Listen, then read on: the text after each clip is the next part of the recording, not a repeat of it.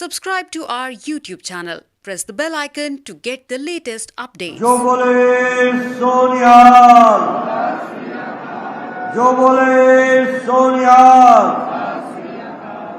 जय श्री राम, जय श्री राम, सत साहिब, सत साहिब। आज के इस कार्यक्रम में मेरे साथ उपस्थित हमारे भारतीय जनता पार्टी के बहुत ही जुझारू और बहुत ही संवेदनशील प्रत्याशी श्री अशोक बाग जी, जो बलाचौर से हमारा चुनाव लड़ रहे हैं। आज के कार्यक्रम में मेरे साथ उपस्थित बहन पूनम मानिक अरोड़ा जी, जो नवा शहर से कैंडिडेट हैं, और श्री मोहनलाल बंगा जी, जो बंगा से कैंडिडेट हैं। हमारे महिला मोर्चा की उपाध्यक्षा बहन वीरेंद्र कौर जी, हमारे हिमाचल से एमएलए मेरे साथी परमजीत सिंह पम्मी जी, सम्मानित मंच, और यहाँ इतनी बड़ी संख्या में एकत्र आए हमारे माताएं, बहनें, बुजुर्ग, मेरे नौजवान साथी और मीडिया के मेरे साथी, इलेक्ट्रॉनिक मीडिया और प्रिंट मीडिया के मेरे साथी। ये मेरा सौभाग्य है कि मुझे आज बलाचौर अपने प्रत्याशियों के लिए, भारतीय जनता पार्टी के लिए चुनाव में वोट मांगने के लिए आप सबके पास आने का सौभाग्य मिला है। जिस गर्मजोशी से आपने मेरा स्वागत किया है और जिस गर्मजोशी के साथ आपने हमारे प्रत्याशियों का स्वागत किया है, वह मुझे बताता है कि निश्चित रूप से पंजाब में भारतीय जनता पार्टी की तरफ लोगों का रुझान है और भारी मात्रा से आप भारतीय जनता पार्टी के प्रत्याशियों को जिताने वाले हैं। भारतीय जनता पार्टी जिंदाबाद, भारतीय जनता पार्टी जिंदाबाद, माननीय नरेंद्र मोदी जी जिंदाबाद, जगत प्रकाश नड्डा जी जिंदाबाद। मित्रों, पंजाब का मेरा संबंध बड़ा पुराना है। मैं यहां बैठा बैठा सोच भी रहा था, मैं 2012 में भी पंजाब का प्रभारी रहा, चुनाव लड़ाया, और उस समय मुझे याद है कि बीजेपी को 12-13 सीटें आई थी जब 23 सीटें लड़े थे। पर मुझे बलाचौर आने का मौका नहीं मिला, क्योंकि सारे इलाके में एक ही सीट हम लड़ते थे, वो नंदपुर साहब की सीट थी। आज मुझे खुशी है कि बीजेपी अकेले 65 से ज्यादा सीटों पर लड़ रही है और मुझे बंगा में, बलाचौर में, हमारे रोपड़ में, अनंतपुर साहब में, सभी स्थानों पर भारतीय जनता पार्टी के प्रत्याशियों के लिए आप सबके साथ वोट मांगने का मौका मिला है। इसके लिए मैं बहुत बहुत धन्यवाद देता हूं। मित्रों,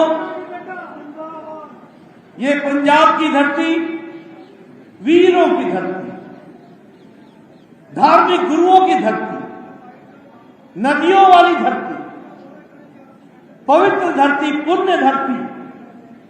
इस धरती पर आना अपने आप में एक सौभाग्य की बात होती है, और देश की आजादी से लेकर देश की सुरक्षा के लिए पंजाब के वीर हमेशा बढ़ चढ़ करके उन्होंने हिस्सा लिया, और यह देश, यह प्रदेश बलिदानी के लिए जाना जाता है, अपने आप का सर्वस्व न्यौछावर करने के लिए जाना जाता है। यह शहीद भगत सिंह जी का इलाका, ऐसे इलाके को मैं नमन करता हूं और आपसे प्रेरणा लेता हूं, और शहीद भगत सिंह जी से प्रेरणा लेता हूं। मित्रों, पंजाब में चुनाव के बारे में तो मैं बहुत सी बातें करूंगा, लेकिन पहले मैं आपको ये बताने आया हूं कि पंजाब के बारे में और सिखों के बारे में भी, सिख भाइयों के बारे में भी सब लोगों ने बड़ी बड़ी बातें की, लेकिन कभी भी किसी ने सिक्खी के लिए भी, हिंदू सिख भाईचारे के लिए भी और किसानों के लिए भी कभी किसी ने उतना ज्यादा नहीं किया जितना कि भारत के यशस्वी प्रधानमंत्री नरेंद्र मोदी जी ने किया। ये आपको ध्यान रखना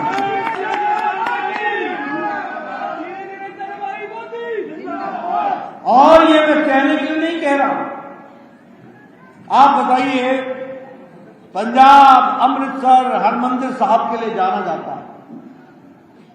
हम सब लोग जब जाते हैं तो अपना शीश झुकाते हैं, माथा टेकते हैं, अरदास करते हैं, लेकिन आपको जानकर आश्चर्य होगा कि दुनिया भर में हमारे पंजाबी भाई, पंजाब के नौजवान, हमारे सिख भाई दिन रात मेहनत करते हैं और हमेशा हरमंदिर साहब को मत्था टेकते हैं, लेकिन हरमंदिर साहब में चढ़त चढ़ाने के लिए, फॉरेन कंट्रीब्यूशन करने के लिए, विदेश से अरदास करते हुए वहां कंट्रीब्यूशन करने की व्यवस्था नहीं की।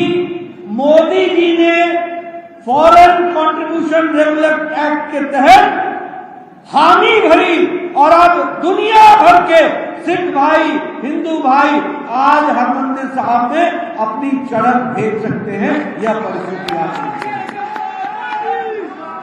क्या इसके पहले सिख नेता नहीं हुए जो दिल्ली दरबार पहुंचे? क्या इससे पहले कोई पंजाब का नेता नहीं हुआ जिसने दिल्ली दरबार में राज किया? लेकिन नहीं, इंतजार करना पड़ा भारत के यशस्वी प्रधानमंत्री का, जिसने यह सुविधा पंजाब को दी। ये भी हमको ध्यान रखना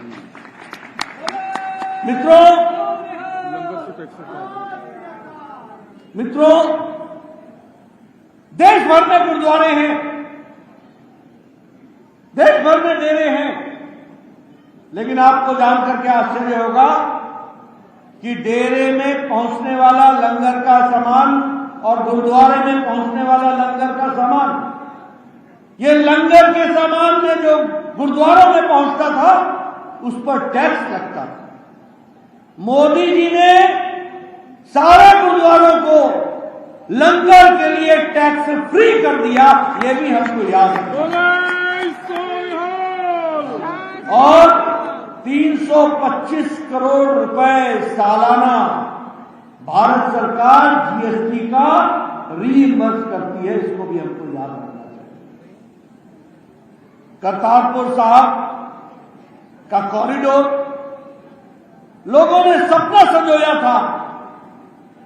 आजादी के बाद से ये मांग चली आ रही थी कि हमको नाना साहब डेरा तक जाने की इजाजत हो, हमको करतारपुर का कॉरिडोर मिले, हम वहां जाकर के मत्था टेक सके, हम जाकर के शीश झुका सके। कोई व्यवस्था नहीं हुई थी। इतने सालों में कितने नेता आए जो पंजाब की गद्दी पर भी बैठे और दिल्ली की गद्दी पर भी बैठे, लेकिन कभी किसी ने कुछ नहीं किया। ये मोदी जी थे जिसने 120 करोड़ रुपए खर्च करके पाकिस्तान से बातचीत करके करतारपुर कॉरिडोर बनाकर लाखों श्रद्धालुओं को गुरुद्वारे तक जाने का इंतजाम किया और व्यवस्था की। यह भी हमको याद रखना चाहिए। आज national institute for interfaith studies, इसके तहत ये हमारे यहाँ एक गुरु नानक जी की सीख और गुरु नानक जी के द्वारा बोली गई जो शब्द थे, जो उनका प्रवचन था, उस पर आज रिसर्च हो रही है और उस रिसर्च के साथ साथ दुनिया भर में इसको कैसे पहुंचाया जा सके इसकी चिंता हो रही है। यह भी किया गया तो मोदी जी के समय किया गया। यह भी हमको याद रखना चाहिए। मित्रों,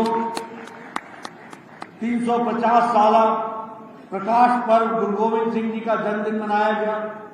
इस जन्मदिन को भी पूरे आम शान के साथ दिल्ली में प्रधानमंत्री मोदी जी ने उनके निर्देश पर पूरी ताकत के साथ मान शान के साथ मनाया है। यह भारत सरकार का रवैया है पंजाब को अपने साथ आत्मसात करते हुए आगे बढ़ाने का।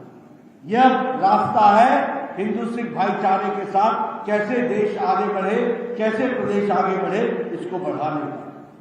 मित्रों, यहां तो मैं आपके साथ यह भी चर्चा करूंगा कि 1984 में दिल्ली में दंगे हुए, देश भर में दंगे हुए, यही कांग्रेस पार्टी थी जो उस समय ये कहा करती थी और उसके नेता कहते थे कि जब कड़ा पेड़ गिरता है तो धरती हिलती है। आज ये आपके सामने वोट मांगने आ रहे हैं, अब जरा आप भी हिलाओ, अब इनको हिलाओ, इनको नापो। ये वो लोग थे जिन्होंने 1984 में दिल्ली में दंगों में अपने हाथ खून से रंगे थे। ये वो लोग थे जिन्होंने मानवता का तांडव नृत्य किया था, जिन्होंने मानवता को शर्मसार किया था। ये वो कांग्रेसी लोग थे जिन्होंने आजाद भारत में इस तरीके की स्थिति ला दी जिसमें भाई भाई को मारने के लिए इस तरीके की स्थिति ला दी। और उसके बाद 30 साल तक दिल्ली से लेकर पंजाब तक ये दंदनाते रहे, किसी ने सुध नहीं ली।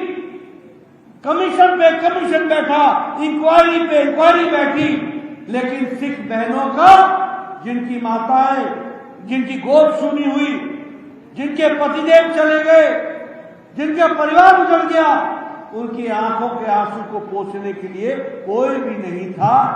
ये 2014 में जब भारत के प्रधानमंत्री नरेंद्र मोदी बने तो उन्होंने एसआईटी बैठाई और आज दिल्ली के दंगों में जिनके हाथ खून से रंगे हुए थे वो तिहाड़ जेल के पीछे हैं, उनको जेल में डालने का काम 30 साल बाद किया तो नरेंद्र मोदी जी ने किया।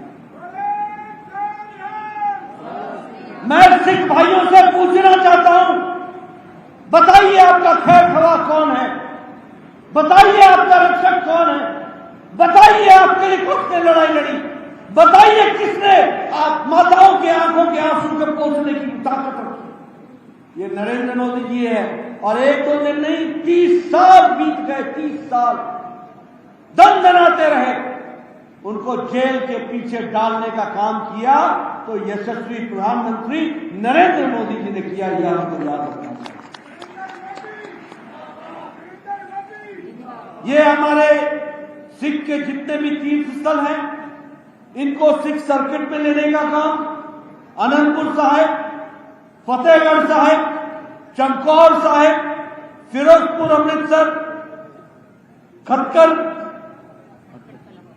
कलां, कन्नौज साहब और पटियाला का जो हेरिटेज सर्किट है, इन सबको सर्किट में लेकर के टूरिज्म सर्किट में लेने का, रिलीजियस टूरिज्म के सर्किट में लेने का, यानी धार्मिक हमारे जो यात्री हैं और धार्मिक जो हमारे टूरिस्ट हैं उनके लिए विशेष प्रावधान करने का काम किया। तो यह भी हमको याद रखना चाहिए। पंजाब के अंदर हमारे युवा साथियों के लिए आपके यहां 2014 में 18 लाख स्कॉलरशिप थी। मोदी जी ने यह स्कॉलरशिप हमारे सिख भाइयों के लिए और हमारे हिंदू भाइयों के लिए उसको बढ़ा करके 31 लाख कर दी है। यह भी हमको याद रखना चाहिए। 31 लाख, हर साल 31 लाख लोगों को स्कॉलरशिप दी जा रही है। लगभग 1517 नए स्कूल बने हैं। उसी तरीके से भारत सरकार ने, मोदी जी ने 2014 के बाद 6 नवोदय विद्यालय खोले हैं। उसी तरीके से 1734 नए पीएचसी पंजाब में दिए गए हैं, वो भी हमको ध्यान में रखना चाहिए। 645 हॉस्टल बने हैं, लगभग 14 स्पोर्ट्स सेंटर बने हैं। उसी तरीके से 8820 स्मार्ट क्लासरूम्स बने हैं। और 22 वर्किंग वुमेन हॉस्टल बने हैं। यानी अगर केंद्र सरकार की बात करें तो शिक्षा के लिए और स्वास्थ्य के लिए मोदी जी ने विशेष पंजाब को ध्यान में रख करके काम में जुट करके उसको पूरा किया है, वह भी हमको ध्यान में रखना चाहिए। मित्रों, ये 26 दिसंबर को मोदी जी ने वीर बाल दिवस घोषित किया। वीर बाल दिवस कभी किसी ने सोचा था कि हमारे गुरु गोविंद सिंह जी के साहबजादे, जिन्होंने कभी झुकना नहीं सीखा और धर्म की लड़ाई लड़ते लड़ते, इस देश के लिए लड़ते लड़ते उन्होंने अपनी कुर्बानी दी। नौजवान, बाल, बच्चे, उन लोगों ने, अपने गुरु गोविंद सिंह जी के शहजादों ने बलिदान दिया और मोदी जी ने 26 दिसंबर को वीर बलिदान दिवस जो सारे देश में मनेगा, इसकी घोषणा की। यह भी हमको याद रखना चाहिए। मित्रों, हमारी पार्टी गरीबों की पार्टी, वंचितों की चिंता करने वाली पार्टी, दलितों की चिंता करने वाली पार्टी, समाज के अंतिम पायदान में खड़े रहने वाली की पार्टी, गरीब, शोषित, पीड़ित, वंचित समाज के अंतिम पायदान पर खड़ी पार्टी, इनको इन लोगों के लिए काम करने का निर्णय भारतीय जनता पार्टी लेती है। जिसका कोई नहीं, उसकी भारतीय जनता पार्टी। और कहने के लिए नहीं कह रहा हूं मैं, आप बताइए, जब कोरोना लगा तो कोरोना के अंतर्गत जब कोई पोस्ट ऑफिस नहीं, कोई पोस्टमैन नहीं मिलता था, जब कोई मनी ऑर्डर नहीं दे सकते थे, जब ऑफिसों में ताला लगा हुआ था, मोदी जी ने 20 करोड़ बहनों के खाते में पूरे लॉकडाउन की अवस्था में 500 रुपए पहुंचाए। ये जनधन खाते के माध्यम से पहुंचाया। ये हमको याद रखना है। किसके पहुंचाया? जो महिला है, गरीब है, लॉकडाउन लग गया है, कोई व्यवस्था नहीं है, उनके खाते में 500 रुपए पहुंचाने का इंतजाम। और संख्या कितनी? 20 करोड़। 2014 के पहले तो जनधन के खाते में सिर्फ 3.25 करोड़ थे। आज 40 करोड़ मोदी जी ने पहुंचाया है। और प्रधानमंत्री किसान सम्मान निधि हो या पेंशन हो, अटल पेंशन हो, ये सारी सुविधाएं अब जनधन खाते के माध्यम से गरीब को पहुंच रही है। उसी तरीके से स्वच्छ भारत अभियान। मित्रों, अच्छा नहीं लगता कि मैं इस मंच से बोलूं, लेकिन आपको बताना चाहता हूं कि लगभग 11 करोड़ बहनें ऐसी थी जो देश में आजादी के 70 साल बाद भी अपने दैनिक नित्य कर्म के लिए गांव में घर से निकल करके खेतों में जाया करती थी। कितनी संख्या थी? 11 करोड़। और आपके यहां कितनी संख्या थी पंजाब में? 4,60,000। यानी 4 लाख बहनें प्रतिदिन अपने दैनिक नित्य कर्म के लिए सूर्योदय से पहले या सूर्यास्त के बाद घरों से निकल के खेतों में जाया करती थी।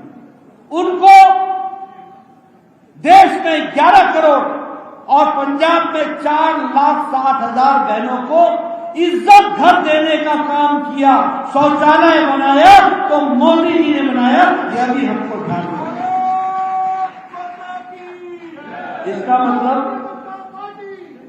इसका मतलब 4,60,000 बहनें, बच्चे अपने नित्य क्रम के लिए बाहर जाया करते थे। ये हालत थी पंजाब की। और उनको इज्जत देने का काम किया तो मोदी जी ने किया। यह भी हमको याद रखना चाहिए। अगर मैं बात करूं गैस के कनेक्शन की, मुझे याद है बहनें लकड़ी काट करके लाती थी तो लकड़ी का चूल्हा जलाती थी और उसके साथ साथ वो भोजन पकाती थी। आज अगर देश भर में 10 करोड़ चूल्हे जलाए जा रहे हैं और दिए हैं मोदी जी ने, तो 12,25,000 यह चूल्हे पंजाब में दिए गए। यानी 12,25,000 परिवारों को गैस का चूल्हा देने का काम मोदी जी की सरकार ने किया है। उसी तरीके से सौभाग्य योजना में बिजली, आपको जान करके आश्चर्य होगा, लगभग 2,60,000 घर ऐसे थे जिनको बिजली नहीं थी। 18,000 गांव देश में ऐसे थे जहां बिजली नहीं थी, गांव को बिजली नहीं थी। मोदी जी ने 1000 दिन में 18,000 गांव में बिजली पहुंचाई और 2,60,00,000 लोगों के घरों में बिजली पहुंचाई। और आज पंजाब 100% हर घर में बिजली पहुंचाने का काम किया तो मोदी जी ने किया है। यह भी हमको ध्यान रखना चाहिए। मित्रों, आपको जानकर आश्चर्य होगा कि 2017 से पहले इस देश में किसी को भी स्वास्थ्य के इलाज की व्यवस्था के लिए आर्थिक सहायता नहीं थी। अगर कोई गरीब, उसके घर में कैंसर हो जाता था तो उस घर का खेत बिक जाता था, उस घर का मकान बिक जाता था, उस घर में कुछ नहीं रहता था। अगर किसी को दिल की बीमारी हो जाए, हार्ट की बीमारी हो जाए और एक ऑपरेशन कराना पड़ जाए गरीब को, तो वो घर मिल जाता था, उसका गांव में जमीन बिक जाती थी।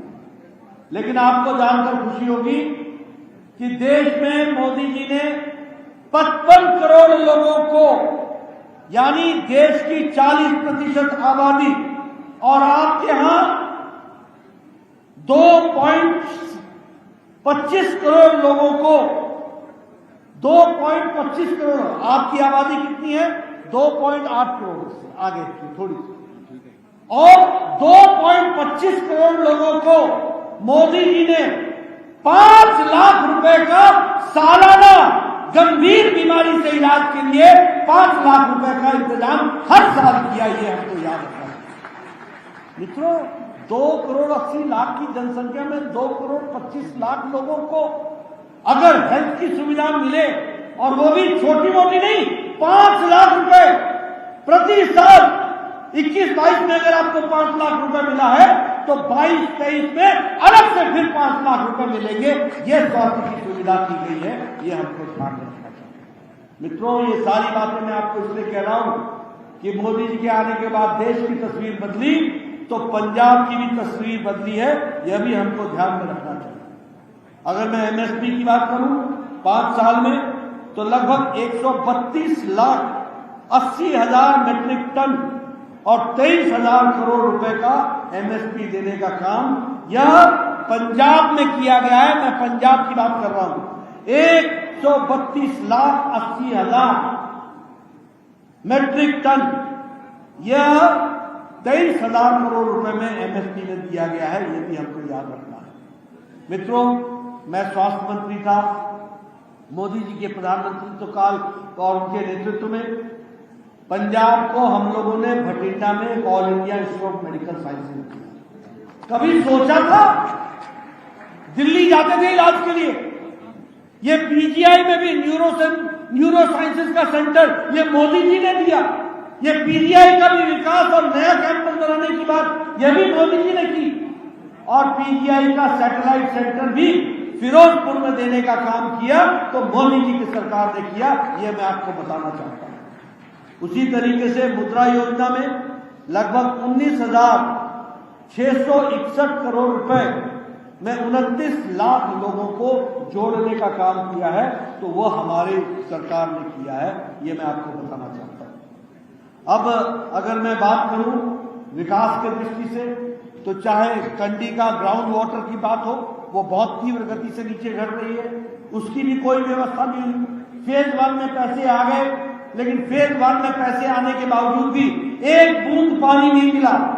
उसको पहुंचाने का काम भी अगर करेंगे तो वो हमारी सरकार करेगी। यह मैं आपको बताना चाहता हूं। जहां तक वो नहर का सवाल है, उसको भी आगे बढ़ाने का काम करेंगे तो भारतीय जनता पार्टी करेगी। ये हमको ध्यान में रखना चाहिए। भाई जरा रुक जाओ, आप लोग बैठ जाओ, बैठ जाओ। मित्रों, हम लोगों को जानना चाहिए किस तरीके से इस इलाके के बारे में भी बात साफ बता रहे थे। यहां से इंडस्ट्रीज चली गई, डीसीएम चली, यहां जहां विकास होना चाहिए था, ये इनकी करतूत, याद रखो, ये काम किया इन लोगों ने। इंडस्ट्री चली गई, हर दृष्टि से नुकसान पहुंचाने का काम हुआ है। मैं यहां ये भी बताना चाहूंगा, लोग बहुत किसान नेता की बात करते हैं। आप बताइए, भारत में कोई ऐसा प्रधानमंत्री हुआ जिसने प्रधानमंत्री किसान सम्मान निधि के तहत 180 लाख करोड़ रुपए 10 किश्तों में 2-2 हजार रुपए किसान के खाते में पहुंचाने का काम किया है, तो वो नरेंद्र मोदी जी ने किया है, यह हमको याद रखना चाहिए। अगर एमएसपी में रिकॉर्ड खरीदी की है तो वो भी मोदी जी के समय में हुआ है, और पंजाब उसमें पीछे नहीं रहा है, पंजाब को भी जोड़ा गया है। इसलिए चाहे किसान की बात हो, चाहे इंडस्ट्री की बात हो, विकास का नया नाम उसको करना है तो वो भारतीय जनता पार्टी है, ये हमको याद रखना चाहिए। मित्रों, हम भाईचारे के लिए चुनाव लड़ रहे हैं।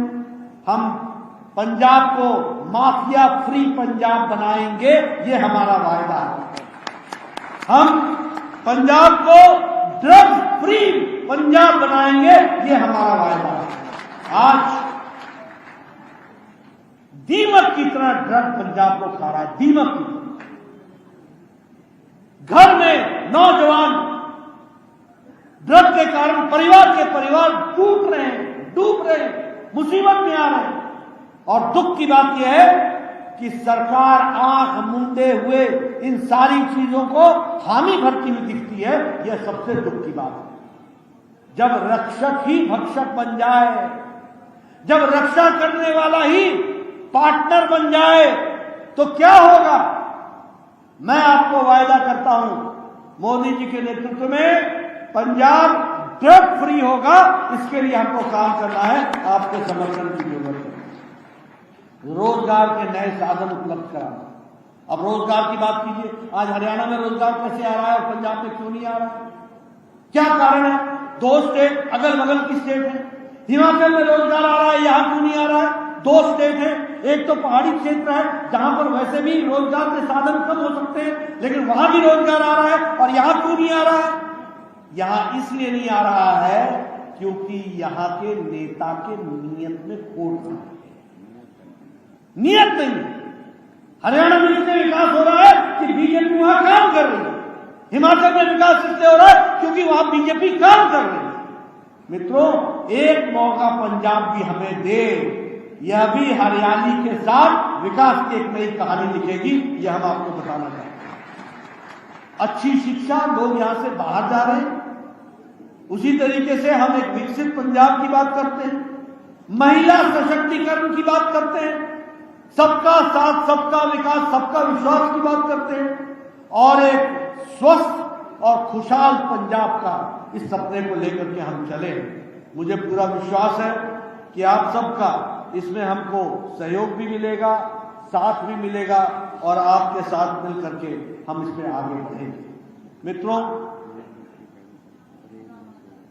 मित्रों, जहां तक इस क्षेत्र के विकास का सवाल है, उससे पहले मैं आपको कुछ बातें जरूर बताना चाहूंगा। कांग्रेस के बारे में मैंने आपको बता दिया कि किस तरीके से उनके नेतृत्व में क्या क्या हुआ है, वो भी आपके सामने मैंने रख दिया। ये खाका भी आपके सामने रख दिया। पंजाब में आतंकवाद की आग भी सुलगी थी तो तब भी कांग्रेस सरकार का ही कारण था, ये भी हमको याद रखना चाहिए। और आज भी जिस तरीके से वो डील करते हैं, उस तरीके से पंजाब खुशहाल नहीं हो सकता है। इसको अगर खुशहाल बनाना है और आतंकवाद के खिलाफ जीरो टॉलरेंस रखनी है तो कमल खिलाना पड़ेगा। इस बात को भी हमको याद रखना चाहिए, ये भी हमको याद रखना चाहिए। मित्रों, अभी बात साहब ने आपके सामने आपकी आप नीति सुनाई, आप पार्टी की आप नीति सुनाई। इन्होंने आपको बताया कि कैंडिडेट बनाने के लिए भी दक्षिणा दक्षिणा दक्षिणा, मतलब अभी आय नहीं और दक्षिणा शुरू हो गई। तो आप समझ लो कि ये ईमानदारी का चोला पहन के घूमने वाले लोगों का हाल क्या है, और दिल्ली का क्या हाल बनाया था और क्या बनाया है। क्या ऐसे लोगों को लाना है क्या?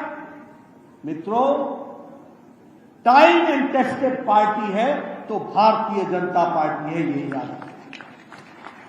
विकास का दूसरा नाम भारतीय जनता पार्टी है, और देश को आगे ले जाने वाला दूसरा नाम है तो वो प्रधानमंत्री नरेंद्र मोदी है, वही हमको ध्यान में रखना है। और इसलिए मोदी जी के हाथ मजबूत करने हैं। अभी हमारे बाप साहब ने चर्चा की, हमारे बाकी लोगों ने भी चर्चा की है, बहन बहन जी ने भी चर्चा की, बाकी लोगों ने भी कहा है, यहाँ रेल लिंक की बात की गई है। मित्रों, ये सारी चीजों का काम, अब चुनाव के दौरान तो हम कोई वायदा नहीं कर सकते, इलेक्शन कमीशन की बंदिश होगी, लेकिन ये याद रखिएगा कि बीजेपी आएगी तो विकास होगा, सड़क भी आएगी और रेल भी आएगी। ये भी आपको ध्यान में रखना चाहिए, ये भी आपको मैं निश्चित रूप से बताना चाहता हूं। मित्रों, जहां तक बात साहब का सवाल है और बात साहब के साथ हमारे पूनम मानिक जी का सवाल है या मोहनलाल बंगा जी का सवाल है, बात साहब के बारे में आप जानते हैं, एक ईमानदार ऑफिसर, खानदानी और ईमानदारी के साथ चलने वाले लोग। इन्होंने बहुत अच्छा काम भटिंडा में भी किया, कई स्थानों पर इन्होंने बहुत अच्छा काम किया। ड्रग्स के खिलाफ काम किया, भ्रष्टाचार के खिलाफ काम किया, क्राइम के खिलाफ काम किया, टेररिज्म के खिलाफ काम किया। यह हमारा सौभाग्य है कि ऐसे कैंडिडेट भारतीय जनता पार्टी में जुड़े हैं और उनको हम सामने लाए। उसी तरीके से मोहनलाल बंगा जी हैं, आपको मालूम है ये हमेशा इनका और इनका परिवार पूरी ताकत के साथ पार्टी को, चौधरी सरनाराम जी का परिवार पूरी ताकत के साथ आगे बढ़ाता रहा है। पंजाब सरकार में उन्होंने काम भी किया और बीजेपी को आगे बढ़ाने का काम किया। चौधरी स्वर्णाराम जी के ये जो हमारे अपने सुपुत्र हैं, इनको हमको सपोर्ट करना है और ये अब आगे इस काम को बढ़ाएंगे, ऐसा मैं मानता हूं। इसलिए बंगा साहब से इनको हमने कैंडिडेट उतारा है, इनका समर्थन करें। उसी तरीके से पूनम मानिक अरोड़ा जी महिला सशक्तिकरण का स्वरूप है, महिला सशक्तिकरण के साथ काम में जुटी है।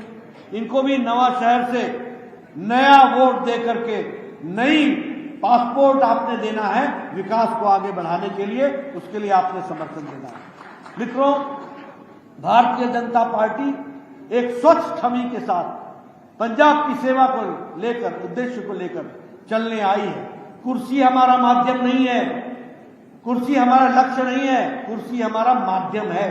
कुर्सी के माध्यम से समाज की तस्वीर बदले, तकदीर बदले, लोगों का भला हो, यह हमारा उद्देश्य है। और इसीलिए मुझे यहाँ आने का सौभाग्य मिला। मैं रास्ते में देख रहा था, लोग दुकानों पर खड़े थे, जब मेरे को नमस्ते कर रहे थे और टाटा कर रहे थे, तो मैं उनके उस अंदाज से ही पता लगा रहा था कि बलाचौर में भारतीय जनता पार्टी की हवा बह रही है, लोग समर्थन देने के लिए तैयार बैठे हैं। यह दीगर बात है कि हम चुनाव यहां लड़े ही नहीं कभी, तो आपको भी मौका नहीं मिला। अब हम चुनाव लड़ रहे हैं, कमल का निशान आपके वोटिंग मशीन पर है, आपने कमल का निशान दबाना और बलाचौर, बंगा और नवा शहर और पंजाब का विकास में अपना योगदान करना, यही आपसे निवेदन करने आया हूं। आपने मेरी बात सुनी, आपका बहुत बहुत धन्यवाद। जय भारत, जय पंजाब।